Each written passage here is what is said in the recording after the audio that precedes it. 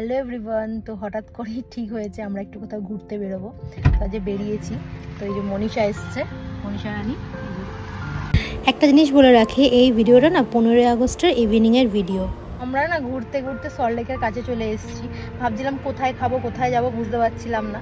তো আস্তে আস্তে ভেবেছিলাম যে একটা ক্যাফে দেখেছিলাম, পার্পেল ক্যাফে বলে, তো সেইখানে ভেবেছিলাম যাব, কিন্তু ওখানে গিয়ে দেখি যে হুক্কা। তো এবার বাচ্চা নিয়ে তো হুক্কাতে ঢুকতে পারবো না, হুক্কা স্মেলেতে বাচ্চার প্রবলেম হবে, আর উচিত না সেটা। তো এইখানে এই যে সামনে দেখতে পাচ্ছ, এই যে ওনাদেরকে দেখাচ্ছি, আউট অন বিয়ন্ড যেটা আছে না, ইনসাইড আউটসাইডের যে ইউটিউবার আছে ওনাদেরই এটা। তো দেখলাম যে এখানেই আছে, কাছাকাছিই ছিল। তো এখানে এখন যাচ্ছি। এখানে দেখো আমার পুচকু ঘুমাচ্ছে কোলের মধ্যে, ঘুমিয়ে ঘুমিয়ে আসলো পুরো রাস্তা, এখনো পর্যন্ত ঘুমোচ্ছে। এখন জানি না ভেতরে গিয়ে কি করবে।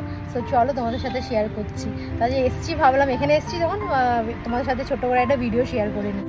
এই যে এখানে হচ্ছে আমার পুচকু সোনা ঘুমাচ্ছে।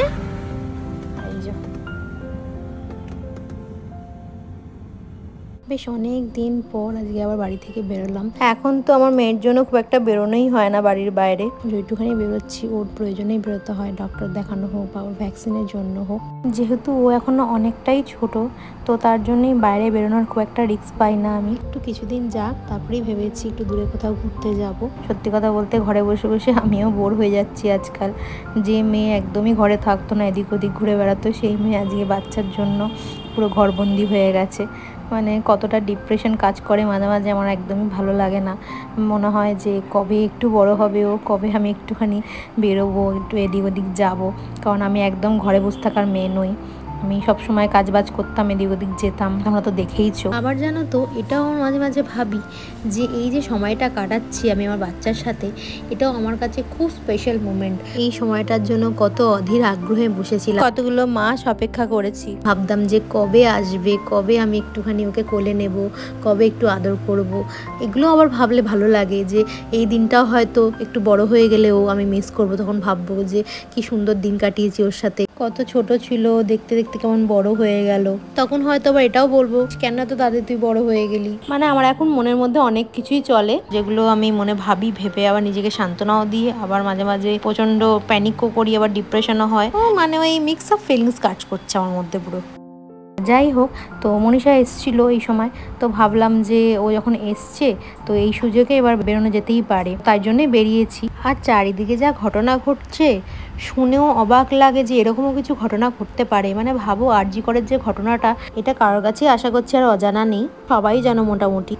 একটা মেয়ে কোথায় যাবে, একটা কাজের জায়গা যেখানে ও কাজ করছে সেখানে সেফ নয়, তাহলে মেয়েরা কোথায় সেফ? তাহলে আমরা কোথায় যাব, কাকে বিশ্বাস করব? ভাবলে খারাপ লাগছে মেয়েটা কতটা কষ্ট পেয়ে মরেছে, কতটা তখন কষ্ট দিয়েছে।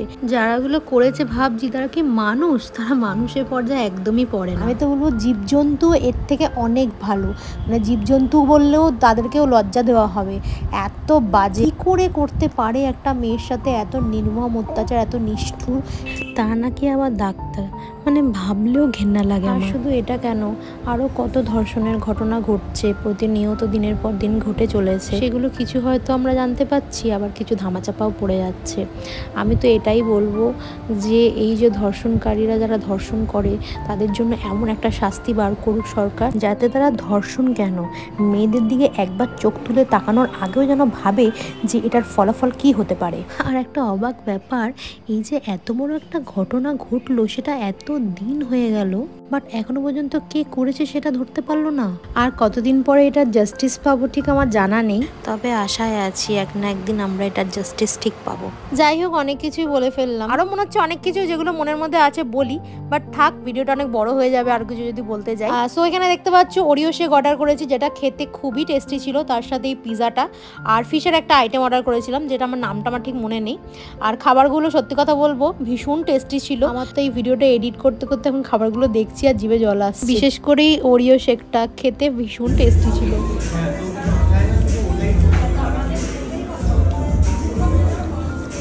কেমন খেতে মনীষা? ভালো। খাওয়া দাওয়া কমপ্লিট হয়ে যাওয়ার পর তারপরে কটা ফটো তুললাম, ভিডিও করলাম। আশা করছি তোমরা ইনস্টাগ্রামে ভিডিওটা দেখেছো। তারপরে বাড়ির দিকে রওনা দিয়েছি। তো চলো তাহলে এই ভিডিওটা এখানে এন্ড করছি। দেখা হচ্ছে আবার নেক্সট ভিডিওতে। তোমাদের এই ভিডিওটা কেমন লাগলো অবশ্যই জানাবে। ভালো লেগে থাকলে একটা লাইক, কমেন্ট, শেয়ার, সাবস্ক্রাইব করে দেবে। আর যারা ফেসবুক থেকে দেখছো তারা পেজটাকে ফলো করে দিও। Tata, bye bye, love you all.